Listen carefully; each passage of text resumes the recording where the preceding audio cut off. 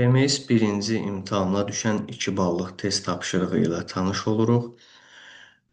İAS-2, yəni Mühasibat SOT-unun 2 nömrəli beynəlxalq standartı olan ehtiyatlara aid olan test tapşırığıdır. Ə, İlk öncə asan suallardan başlayaraq növbəti mərhələlərdə orta və çətin suallara keçid eləyəcəyik. Sualımızla tanış olaq. Alfa MMC-nin anbarında 1 aprel 2026-cı il tarixinə hər birinin ilkin dəyəri 24 AZN olan 50 ədəd Y materialı mövcud olmuşdur. Müəssisə ehtiyatların uçotunu davamlı, daimi, yəni fasiləsiz sistemlə aparır və maya dəyərinin müəyyən edilməsində orta dəyər, yəni AFCO metodunu tətbiq edir. Müəssisənin ikinci rüb ərzində apardığı əməliyyatların xronologiyası aşağıdakı cədvəldə əks olunmuşdur.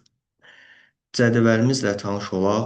12 aprel təsisatçıdan alışımız olub, mal almışıq 100 ədəd 30 manatdan.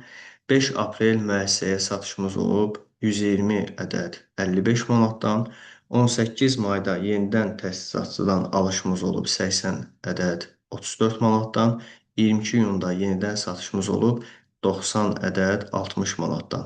Sualımız isə belədir ki, verilən məlumatlara əsasən Alfa MMC-nin ikinci rübü üzrə hesabat dövrünün sonunda ümumi mənfəət və qalıq ehtiyatlarının dəyərini müəyyən edin. Ümumi mənfəət bizə deyirsə, biz deməli satış və SMMD-nin hesablanmasını paralel aparmalıyıq ki, burada ümumi mənfəəti tapa bilək. Həllinə gəldiksə isə birinci alışımıza baxaq. Birinci alışımızı qeyd edərkən AFCO metodunda belə bir mövzu var ki, satışa qədər olan malların ümumi məbləğini bölməliyik ümumi ədəd sayına və burada bir ədəd məhsula düşən satılan məhsulun maya dəyərini tapmalıyıq.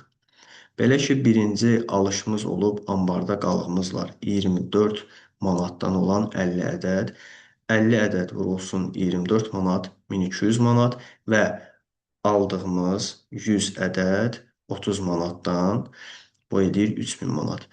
Bunların ümumi məbləğini toplayırıq 4200 manat və ümumi ədəd sayı 150 manat. Bir ədəd məhsula düşən, satılan məhsulun maya dəyəri isə tapmaq üçün nə etməliyik? 4200 cəmi məbləğini bölməliyik cəmi ədəd sayına SMMD-ni tapmaq üçün və hal-hazırda baxırıq ki, bir ədəd Y məhsulu bizim üçün 28 manat maya dəyərindədir.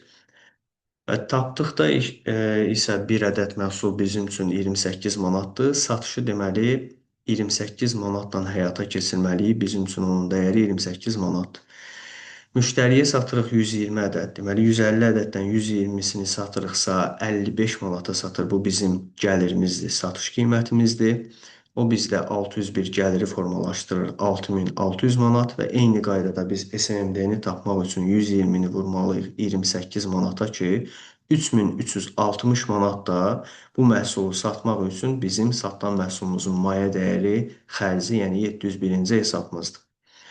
İndi yoldaşlar, gəlin qalıq hesablayaq, qalığımıza baxaq ki, bizdə 150 ədəd var idi.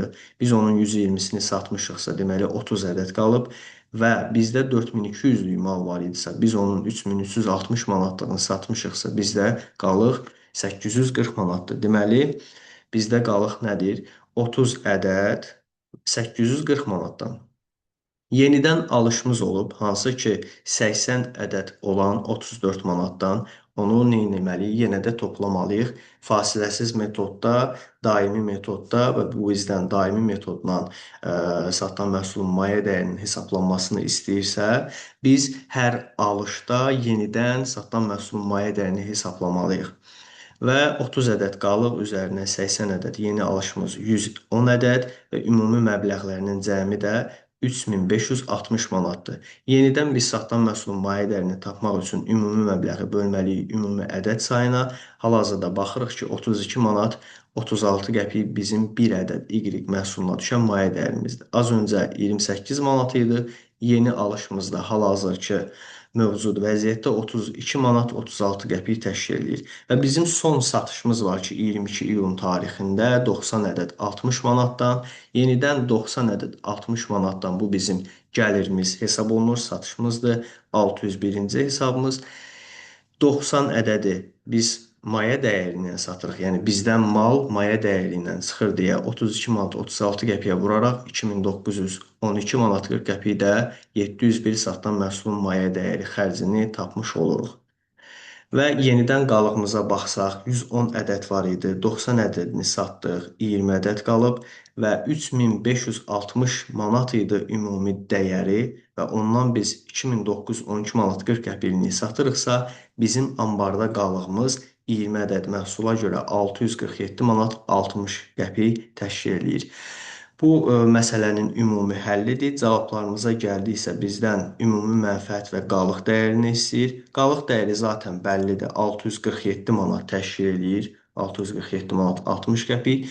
Ümumi mənfəəti tapmaq üçün isə biz nə etməliyik? Ümumi gəlirlərimizi toplayıb ümumi SMMD xərclərimizi çıxmalıyıq. Bərabər qoyaq, mötərizə açaq, gəlirlərimizi toplayıb xərclərimizi çıxaq. 6601-ci satışımızın gəliri idi, 5400 ikinci satışımızın gəliri idi və bundan çıxırıq birinci məhsulun satışında SMMD xərcini plus ikinci satışımızda olan SMMD xərcini və buradan ümumi mənfəəti 5727 manat 60 qəpik tapmış oluruq və bu da bizim məsələmizin həlli.